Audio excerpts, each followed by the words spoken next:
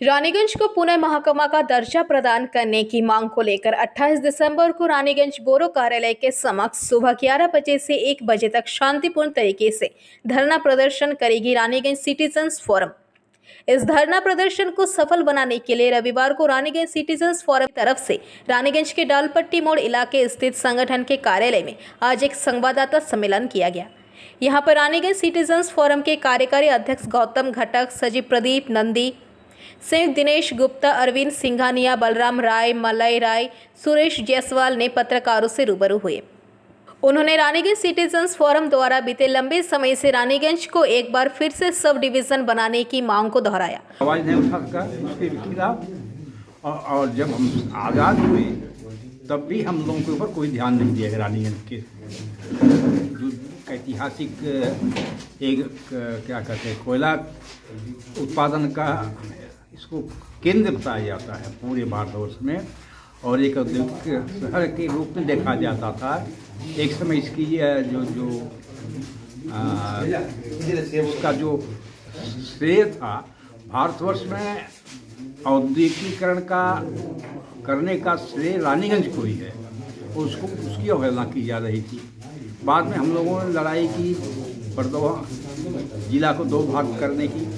2 भाग होने के बाद हम लोगों ने आशा की थी कि हम लोगों का जो ये सब डिवीजन का जो दर्जा है हम लोगों को वापस मिल जाएगा, क्योंकि पश्चिम बंगाल बंगाल में 2 सब डिवीजन होने चाहिए।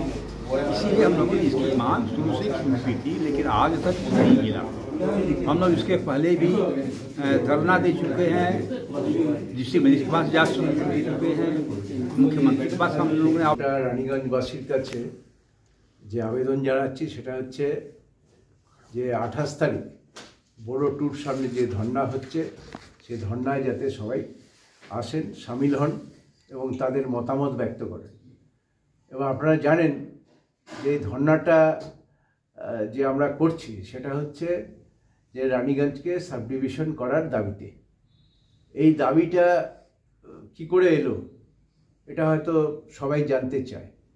এটা সমগ্র রানীগঞ্জবাসীর দাবি এবং রানীগঞ্জবাসীর মধ্যে যেমন সিটিজেন্স ফোরামের মধ্যে বহু মানুষ যুক্ত আছে, Raniganj chamber of commerce, jewellery association, cloth merchant association, এখানকার আরও যে বড় বড় ক্লাবগুলো আছে, হ্যাঁ, সেই প্রত্যেকটি ক্লাব এবং এনজিও সবাই, প্রত্যেকের নাম আমি করতে পারছি না, 50-60টা এরকম এনজিও এবং সংস্থা সিটিজেন্স ফোরামের সঙ্গে যুক্ত।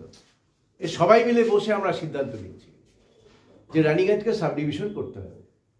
এখন ঘটনা হচ্ছে যে এই রানীগঞ্জ শহর থেকেই কিন্তু প্রথম আওয়াজ উঠেছিল যে বর্ধমান জেলাকে ভাগ করে আসানসোল ডিস্ট্রিক্ট করতে হবে।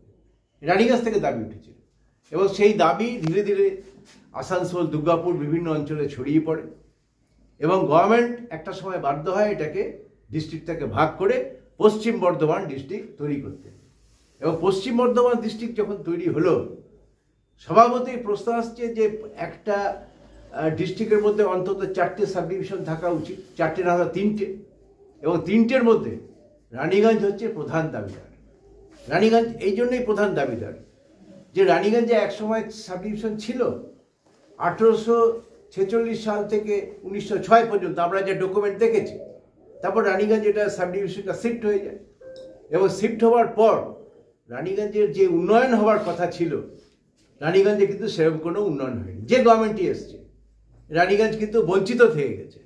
আমরা বলতাম, আমরা ঠাট্টা করে রানীগঞ্জের মানুষ বলতো যে ADD, Asansol Durgapur development authority, একদিকে হচ্ছে ডি, একদিকে এ, আর আমরা মাঝখানে কোটিনে একসঙ্গে হয়েছি একটাই কারণে যে আগামী 28 তারিখে আমরা একটা ধর্নার আয়োজন করেছি বোরো 2 অফিসের সামনে, যার জন্য পুরো রানীগঞ্জবাসীকে আমরা আহ্বান জানাচ্ছি সেদিন আপনারা সবাই আসুন। এসে বিশেষ করে আমাদের এই ধর্না যেটা হবে 28 তারিখে বেলা 11টার থেকে, মানে সকাল 11টার থেকে 1টা অবধি আমরা প্রতীক ধর্নার একটা আয়োজন করেছি, যাতে আমাদের যে এখন গভর্নমেন্ট আছেন টিএমসি গভর্নমেন্ট, তো সেই গভর্নমেন্টও যেন অন্তত আমাদের এই ব্যাপারটা নিয়ে একটু চিন্তা ভাবনা করেন। আর 1906 সালে যখন আমাদের এই রানীগঞ্জটাই একটা সাব ডিভিশন ছিল, তারপরে হঠাৎ সেই সাব ডিভিশনটাকে গভর্নমেন্ট তুলে নেওয়ার পরে এখনো অবধি কিন্তু আমাদের সেই সাব ডিভিশনের মর্যাদাটা ফিরিয়ে দেওয়া হয়নি।